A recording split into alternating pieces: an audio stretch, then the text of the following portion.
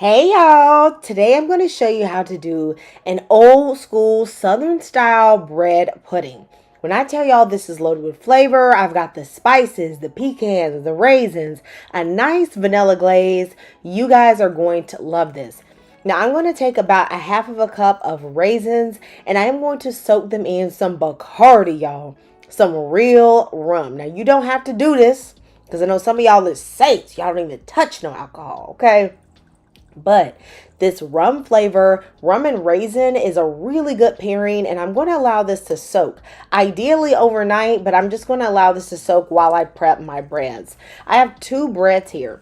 The bread on the right is actually homemade. This bread, y'all, I made it about a week ago, and I let it get old-fashioned stale, okay? This is solid as a rock, okay?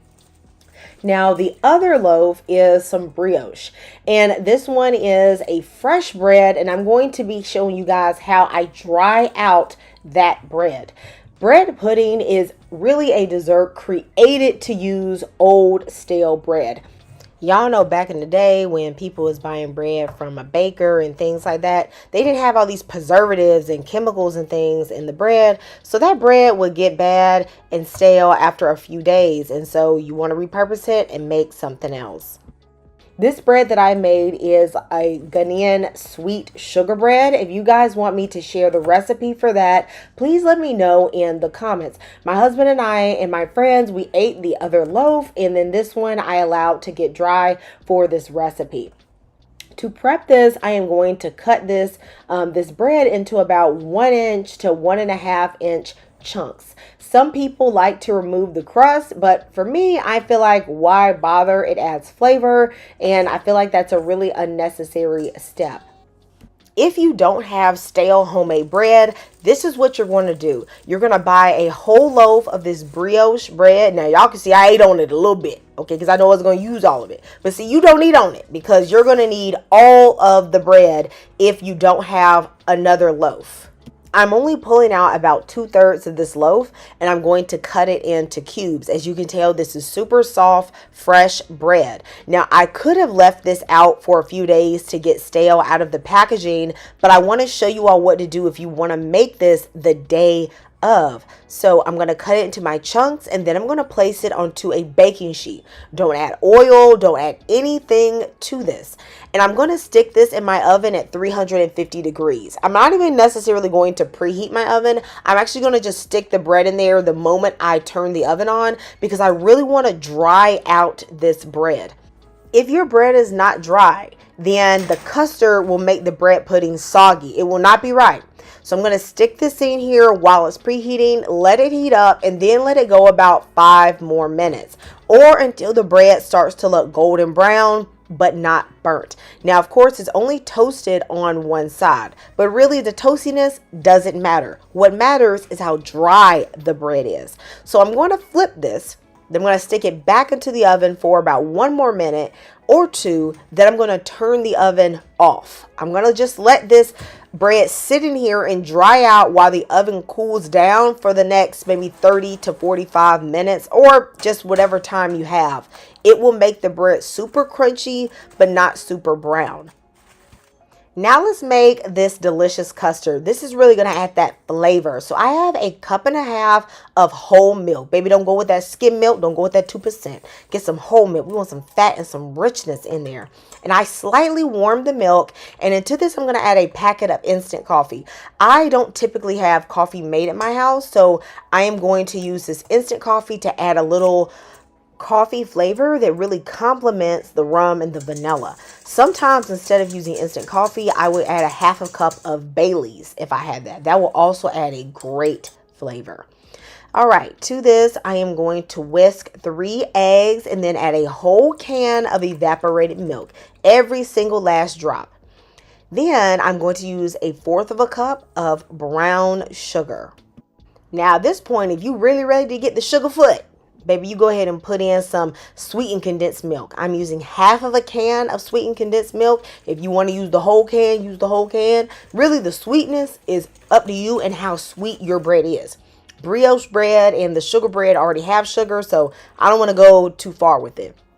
I am going to put in about 3 tablespoons of the rum I soaked the raisins in, and a tablespoon of vanilla, a teaspoon of cinnamon, and a fourth of a teaspoon of nutmeg.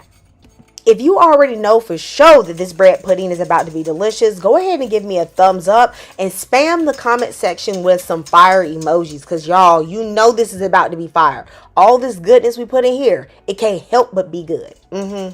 Now guys, what I like to do is put all of my bread in a bowl and then pour my custard on top of my bread so it can go ahead and start to absorb the custard. I know a lot of people like to do this while the bread is inside the casserole dish. However, I want a thick bread pudding, and that's really just my preference. I want the slices to be tall. So I'm going to put this in a casserole dish that you're going to think is probably a little bit too small. All right, but you could also put this in a 9x13 dish, and if you do that, then you don't need to pre-soak it in the bowl. You can just do everything right in the dish. So this is a 7x11 casserole dish. I'm going to butter it down real good all the way up to the brim, because this bread pudding is not going to rise too much, but this is going to be packed. I did forget to put in my heavy cream. I do typically add about 1/4 of a cup of heavy cream, so I'm just going to add it now. Y'all, this bread pudding, this ain't rocket science. It's going to come out good, okay? You want to gently stir your bread, but not too hard, because then you're going to break it up into pieces. I just want to flip it over a bit so whatever's at the top can get a little love on that custard on the bottom. And then I am going to pour this into my dish. Again, if you want to use a 9x13, you can. It's really up to you and how thick you want it to be. Either way, it's going to cook well. Now, this is a tip I have for you guys. I like to put in half of the soaked mixture and then add all of my raisins. This is another reason why I like doing it in the bowl, because I really don't prefer raisins cooked on the top.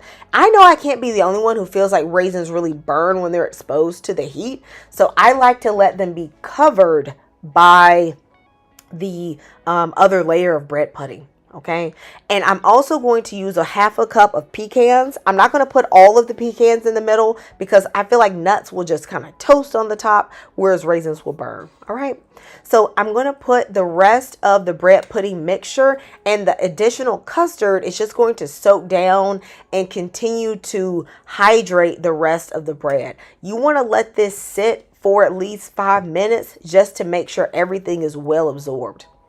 I'm going to pack it in to make sure there's not a lot of air spaces. And as you can see, my mixture literally comes to the top and puffs up a little bit, but it's still going to cook well. I'm going to take the rest of the pecans and I'm going to get them down in the crevices of the bread pudding because I don't want them to overly cook. And so I'm going to put them all around. Then I'm going to press it down and I'm going to place this into a 350-degree oven for 40 to 45 minutes. You don't want to overbake because you definitely don't want this to be dry. Remember, we're just cooking the egg. Let's make a delicious vanilla glaze. So I have 3 tablespoons of melted butter, a teaspoon of vanilla extract. I have a cup of powdered sugar. You can use anywhere from a cup to 1.5 cups of powdered sugar, depending on how sweet you want it to be. Then I'm going to add enough milk so that it gets to the thinness that I need it to be.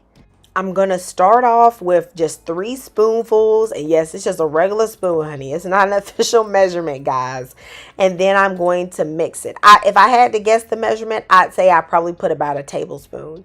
And then I went in with about 1 tablespoon more because I felt like it was just too thick. You want to have this glaze already prepped while the bread pudding is baking, because once the bread pudding comes out the oven, you are going to add it while it is hot. This is the texture you are looking for. It's been 45 minutes. You can see the bread pudding is nice, golden brown, slightly puffed up, not too much, and the pecans are nice and toasted. When I tell y'all this smells so good, your house has the smell of pecans and warm spices. Absolutely delicious. Right when I take it out the oven, I'm going to add the glaze all over. Any that I get on the sides that won't absorb, I just pull up the sides with a knife and it'll sink down. And when I tell y'all the corners and the crust is the best part, this is so good. It almost looks like a little fritter or something. But y'all, I shared this with my coworkers and they gobbled this up. I allowed this to sit for about 20 minutes before cutting into it. I feel like it needs to set, though I know some of y'all greedy folks gonna try to get it straight out the oven. Give it a second. Calm down. Don't burn your mouth, all right? Getting too excited. But look at that.